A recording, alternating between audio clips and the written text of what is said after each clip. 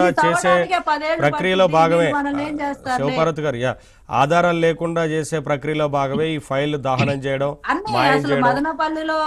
సరే, శరత్ గారు వాయిస్ తీసుకున్నాక మళ్ళీ డిస్కస్ చేద్దాం ఒకసారి. శరత్ గారు ఏం చెప్తారంటే, ఒక కార్పొరేషన్ కాదు ఇది, చాలా కార్పొరేషన్లకు సంబంధించి కూడా బయటికి తీయాల్సి ఉంది ఇప్పుడు. ఎందుకంటే శివపార్వతి గారు చెప్పినట్లుగా ఉన్న అన్ని కార్పొరేషన్లో కూడా ఇదే పరిస్థితి ఉండొచ్చేమో. అయితే ఇక్కడ ఏంటంటే, మీరు ప్రభుత్వంలోకి వచ్చిన తర్వాత కూడా సదరు ఉద్యోగి కంటిన్యూ అయ్యారు కొంతకాలం. అప్పుడు విషయం తెలిసిన తర్వాత తొలగించారు. ఆ ఫైల్స్ మాయం చేయడం కోసమే, లేదంటే వారికి సంబంధించిన వ్యవహారాలన్నీ అక్కడ చక్కబెట్టడం కోసం కూడా ఉద్యోగులు నియమించుకున్నారు ఈ రకంగా. ఏం చెప్తారు మరి? ఇప్పుడు ఉన్న చాలా మంది ఉద్యోగులు కంటిన్యూ అయ్యే వాళ్ళు ఉంటారు అందులో ఇంకా. అవునండి నవీన్ గారు, ముందుగా మీకు తోటి ప్యానల్ సభ్యులకి అందరికి గుడ్ ఆఫ్టర్నూన్ అండి. ఇది ఏపీ ఫైబర్ నెట్ అనే దాని గురించి నేను కొంచెం లోతుగా అధ్యయనం చేసిన తర్వాత మనకు తెలిసిన విషయాల గురించి మీతో పాటు ప్లస్ ఏబిఎన్ ప్రేక్షకులతో పంచుకునే ప్రయత్నం చేస్తాను. ఇది 2015 సంవత్సరంలో ఈ ఏపీ ఫైబర్ నెట్ అనే దాన్ని కార్పొరేషన్ స్టార్ట్ చేశారు సార్. ఇక్కడ ఉన్న ఆంధ్రప్రదేశ్ లో 80 పైచులుగా ఉన్న కార్పొరేషన్లు అన్నిటిలో కల్లా లాభదాయకంగా నడిచే కార్పొరేషన్ ఏదన్నా ఉంది అని అంటే, కొంచెం డబ్బులు సంపాదించుకోగలిగిన కార్పొరేషన్ ఏదన్నా ఉంది అంటే అందులో ఏపీ ఫైబర్ నెట్ ఒకటి.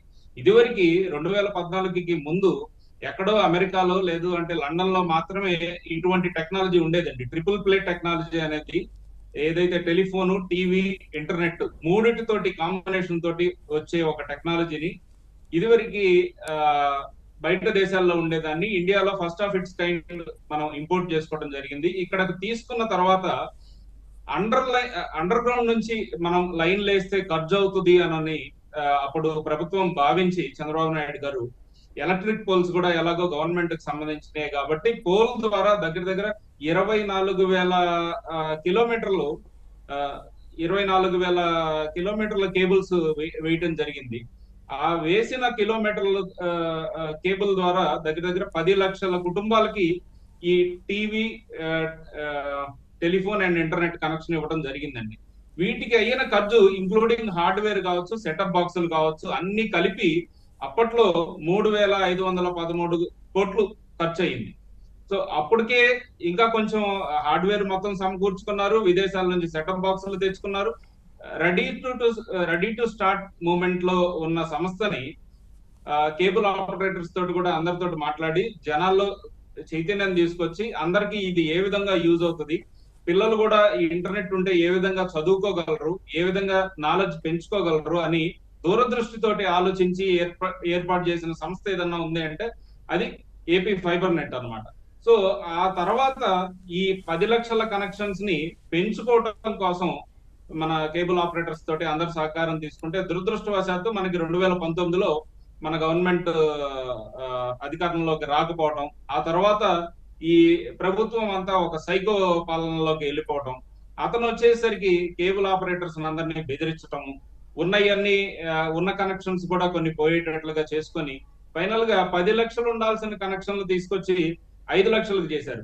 సరే, 10 లక్షలు ఉండాల్సిన కనెక్షన్లు 5 లక్షలు చేసినప్పుడు ఎంప్లాయీస్ ఏమన్నా తగ్గారా, లేక ఇచ్చే సర్వీసెస్ ఏమన్నా తగ్గినాయా అని అంటే, దీనికోసం మళ్ళీ వీళ్ళు 6,869 కోట్లు మళ్ళీ దీని మీద తగలేశారు. మేము అది కొన్నాము, ఇది కొన్నామని. దేనికి ఒక లెక్క పక్క లేదు, అన్ని విచ్చలవిడిగా ఖర్చు పెట్టారు. దేనికి కూడా ప్రాపర్ బిల్స్ లేవు. వాటన్నిటి మీద కూడా ఆల్రెడీ విజిలెన్స్ విచారణ కానీ ఇవన్నీ జరుగుతూ ఇప్పుడు ఫైనల్ గా ప్రెసెంట్ ఇప్పుడు ఈ సంస్థకి ఏపీ ఫైబర్ నెట్ అనే దానికి లాభాల్లో ఉండాల్సిన సంస్థ కాస్త ఈ రోజు ఇన్సాల్వెన్సీ మోడ్ లోకి వెళ్ళిపోయి 1,262 కోట్ల డెఫిసిట్ లో ఉందన్నమాట.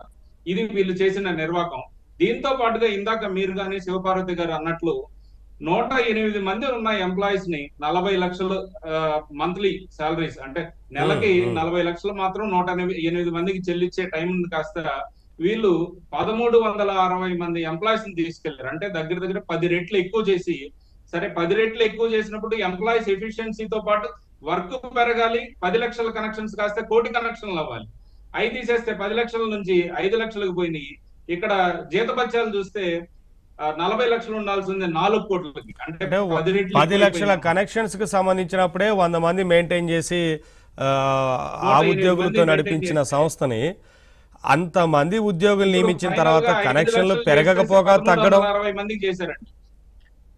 ఆ, 1360 మంది చేసి అడ్డగోలుగా జీతాలు డ్రైవర్లకు కావచ్చు, వాళ్ళ ఇంట్లో పనిచేసే పని మనుషులకు కావచ్చు, లేదు అంటే సెక్యూరిటీ గార్డులకు కావచ్చు, ఎమ్మెల్యేలు, ఎంపీలు, వైసీపీ ప్రభుత్వంలో ఉన్న వాళ్ళకి వాళ్ళ ఇంట్లో పనిచేసి ఉడికం చేసే వాళ్ళందరికీ కూడా ఏపీ ఫైబర్ నెట్ లో ఎంప్లాయీస్ లాగా చేర్చేసి ఒక వాట్సాప్ మెసేజ్ ఇస్తే చాలు, వాళ్ళకి అపాయింట్మెంట్ లెటర్ లేదు, ఏమి ఒక ఇంటర్వ్యూ, చిన్న కంపెనీకి దేనికన్నా ఒక చిన్న షాప్ కి వెళ్ళినా కూడా మీరేంటి, మీకు ఇదిలో ఎక్స్పీరియన్స్ ఏమైనా ఉందా, మీ పాత ఎక్స్పీరియన్స్ ఏంటి, మీ ప్రెసెంట్ శాలరీ ఎంత, ఎంత ఎక్స్పెక్ట్ చేస్తారు, ఇట్లా కొన్ని బేసిక్ క్వశ్చన్స్ అన్న అడుగుతారు. అవి కూడా ఏమి లేవు. అపాయింట్మెంట్ లెటర్స్ లేకుండా దగ్గర దగ్గర 500-600 మందికి పైగా అందులో చేసి వాళ్ళందరికీ ప్రతి నెల జీతాలు ఇచ్చి దగ్గర దగ్గర 4 కోట్లు ప్రతి నెల ఇంటూ 5 సంవత్సరాలు ఈ విధంగా విచ్చలవిడిగా ప్రజాధనాన్ని లూటీ చేశారు ఆ కార్పొరేషన్ ద్వారా. దాంతో పాటుగా ఏంటి అని అంటే ఈ ఇదివరకు ఈ ఫైబర్ నెట్ ఇప్పుడు మనకి జియో ఫైబర్ లేక ఎయిర్టెల్ ఫైబర్ ఎట్లా ఉందో అలానే ఆ సాఫ్ట్వేర్ అప్గ్రేడేషన్స్ కోసం టెరాసాఫ్ట్ అనే వారికి అవుట్ సోర్సింగ్ ఇచ్చారండి. దాన్ని బేస్ చేసుకొని వీరు వాళ్ళకి ఎవరికో తెలిసిన వాళ్ళకి దోచిపెట్టారు అని చెప్పి ఒక అక్రమ కేసు చంద్రబాబు నాయుడు గారి మీద బనాయించడానికి చూశారు. ఆ బనాయించిన కేసులో మీరు ఇందాక అన్నట్లుగా దేవాదాయ శాఖ అసిస్టెంట్ కమిషనర్ శాంతి, అసిస్టెంట్ కమిషనర్ శాంతి వారి చెల్లెలు సబ్జెక్టు కరెక్షన్, ఇంకా ఇన్ఫర్మేషన్ బయటికి రాలేదు కాబట్టి, ఎందుకంటే పేర్లు నిన్న జీవి రెడ్డి గారు ఇంకా వెల్లడించలేదు, అన్ని విచారణ జరుగుతుంది విజిలెన్స్ అని చెప్పి. సో వారి ద్వారా ఈ ఫైల్స్ అన్ని మాయం చేసి ఆమెకి అందులో లీగల్ డిపార్ట్మెంట్ లో వర్క్ వాట్సాప్ ద్వారా చేపించారు విజయసాయి రెడ్డి అని అనేది బయటకు వచ్చింది. అందులో కూడా మనకి నిజాలు ఏంటి అని అనేది బయటికి రావాలి. అండ్ ఇక ఆర్జీబీ విషయానికి వచ్చేసరికి పవన్ కళ్యాణ్ గారి వ్యక్తిత్వం కావచ్చు, లోకేష్ గారి వ్యక్తిత్వం కావచ్చు, ఈ రెండింటిని మంట కలిపే విధంగా ఒక సినిమా